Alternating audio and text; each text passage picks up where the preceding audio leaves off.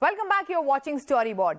Delivering on its promise of making access to OTT content and its discovery easy, Tata Play Binge now claims to have become the nation's biggest OTT aggregator platform with 27 apps. With Tata Play Binge subscribers getting entry into all of their favorite content across screens, mobile, desktop, tablet or TV with one subscription, one search and one app. To celebrate this milestone, the brand has also rolled out an extensive campaign called Bachcha Bachcha Janta Hai, featuring Saif Ali Khan and Kareena Kapoor Khan, talking about the essence of the offering, which is having access to all the content from 27 OTT platforms covering movies, shows, news, games and more under one unified platform. We have the exclusive access to this film ahead of the launch, and we are also catching up with Harit Nagpal, MD and CEO Tata Play, who's giving us an insight into the OTT aggregator ecosystem and the way forward. Listen in. Meera ji, ये आर्या कहाँ पे देखने को मिलेगा?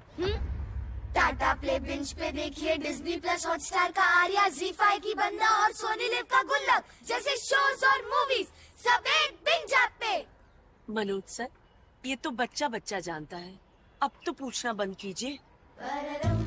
Tata play binge 22 plus OTT apps एक ही app में। Harit, welcome to CNBC-TV18. Thank you. It has been a year and a half since you rebranded to Tata Play and then Tata Play Binge. Tell us, how has the past year and a half panned out so far? Purpose of rebranding really was that we'd been kind of successful television linear content distributors for almost about 15-17 years, and we started distributing OTT content. We became aggregators for that. And when we went to our customers with that content, they said, oh, this is your competition or this is an alternative. And we never saw it as an alternative. We saw it as an add-on. We saw it in another way of consuming the same content through another screen, through another medium. So then we said, okay, the conclusion was that let's change our clothes. Let's change our appearance. Let's change our mannerism. And that meant rebranding. So we did that, and effect was that not only were we accepted as vendors of content, but our salience, our likability, our intention to purchase us, all those numbers went up because of the activity that we did around it. So OTT aggregator space is very unique. It's very complex at the same time. You know, there are these telecom operators who began, providing this OTT aggregator service. Then DTH players such as yourself entered. There are these OTT players who also, to a great extent, provide OTT apps are present. So it's confusing for the consumer to choose between these different offerings. How does a consumer do that then? And your take on this whole complexity of this entire... So what you call complex, we saw it as a natural next step, effectively. Because what were we doing prior to this? A customer had a choice between 600 channels, of which everybody chose his 20, 30, 40, whatever channels they normally watched, depending on the language and the genre they were interested in. Correct. We did our deals with these 600 odd channels and created a digital interface which made discovery of content easy for the customer and also allowed him to subscribe into packages of his choice. Yeah. These are the three basic jobs. Yeah. Deals, subscribable packages, content discovery easy. When we noticed that there is not going to be 1, 2 or 4, but 30, 40, 50 apps, each one having hundreds of thousands of pieces of content, and a customer having to forge commercial relation with each one of them, and then spend his evening trying to wade through this content, looking for what he wants to watch, we saw an opportunity. Exactly the way we'd seen it in television. Yeah. And our experience of creating that platform, albeit in a very different kind of a platform, through a different medium for different screens, but yet there was an opportunity. So we saw it as a natural next step. So when these OTT platforms are pushed through an aggregator, there is a lot of pricing cut, which a lot of OTT platforms such as Netflix have been speaking about, and the cost of content production has only increased over the past couple of years. So your take on that, and is it sustainable? Would we see something else in the coming years? So you got to look at it from what's the reality on the ground. An app may be charging X dollars or X rupees to the subscriber. How much is it taking home out of that? The cost of acquisition and the cost of retaining and the cost of reacquiring the same subscriber, if you add those up, there is very little that the app owner is taking home. Because those are hidden costs. Now, for every app owner to spend those costs versus an aggregator to spend the same cost in acquiring a customer for many apps, it is more efficient with an aggregator. If I'm selling a pack of, say, 20 apps, I'm spending the acquisition cost, the retention cost, and reacquisition cost once. If these 20 apps were to go out into the market and acquire, retain, and reacquire those subscribers, it'll be 20x of that. So it is always more efficient. It is convenient for the customer and efficient for the apps to have an aggregator in between. So also, two things clearly apart from, being efficient for the customer, there has also been, and we spoke about this, a subscription and wallet fatigue that consumers used to face prior to aggregators taking on in a big way over the past couple of years. What are the other need gaps that need to be fulfilled in the years to come, Harit? Content discovery. The search engine optimization and the recommendation engines. In linear at least, there were 600 channels. If there were 600 channels, there were 600 programs playing, of which 40 were relevant to you. So you had to choose between 40. You didn't have to choose between. In OTT, the amount of content, whatever has ever been produced, is lying out there on the cloud. Yeah, and it takes you hours, like, to wade through it. Yeah, sometimes to figure out what do you really want to watch. It's like buying a shirt. Yeah.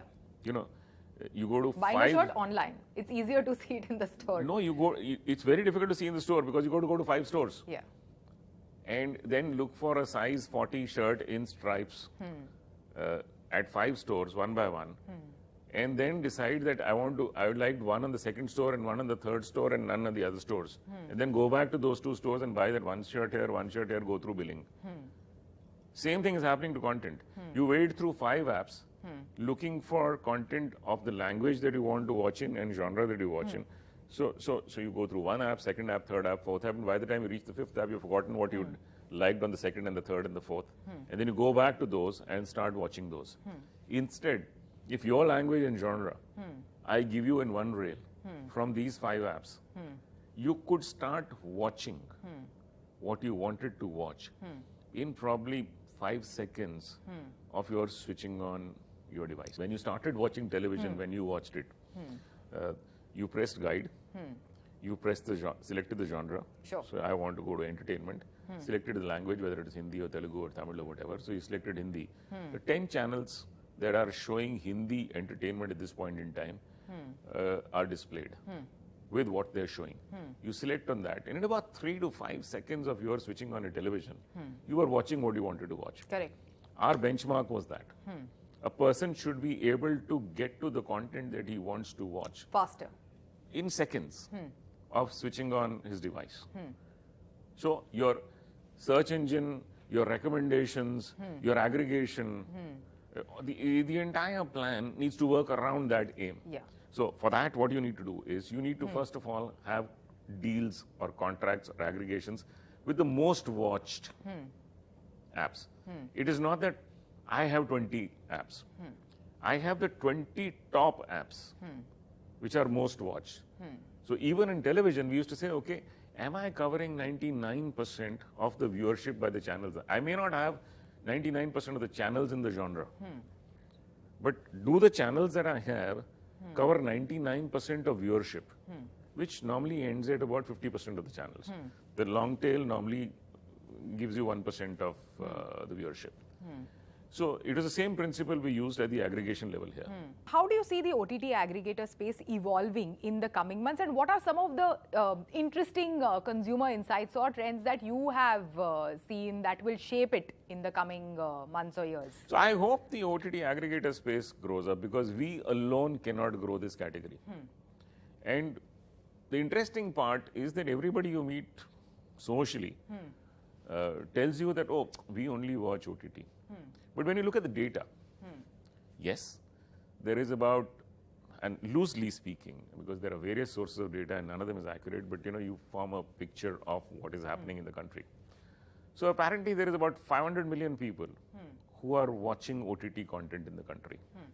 90% of them are watching free OTT content. They're not paying for it. As an aggregator, you are interested in somebody who's paying for it because that's the only way you will make money. A free customer and you not having control on the advertising, the aggregator doesn't make money there. So I'm only interested in pay. Pay is 10% of the total viewing. Of this 10%, half of it is bundled content, bundled through your service providers, like your telecom or whatever. So that's something that the aggregator like us is not interested in. So that leaves only 5% of the total, which is paying. The interesting insight was that this 5% also majority is subscribing to 1 or 2 apps, that too intermittently. So there is the myth that there are 80 apps and everybody is watching OTT only in this country is a myth. So the aggregator's job, if you ask me today, is to grow this market. So on one side, to make it easy for the customer to have a commercial relationship and discover content. On the other side, to grow the paid. How do you do that? By taking the aggregated bundle and the convenience of it to more number of people. Because today, maybe a lot of people are not subscribing to apps because it is difficult. It is cumbersome to forge a commercial relationship with so many apps and keep them renewed and then wade through content every day. If I take out these two pains out of the aggregation, it'll probably become like television tomorrow. Awesome. Thank you so much. Thanks for joining us and sharing these insights with us. Pleasure always. Thank you. With that, it's a wrap on Storyboard this week. You can catch all of our content on Facebook, Twitter and YouTube. Thanks for watching. We will be back same time next week. See you soon.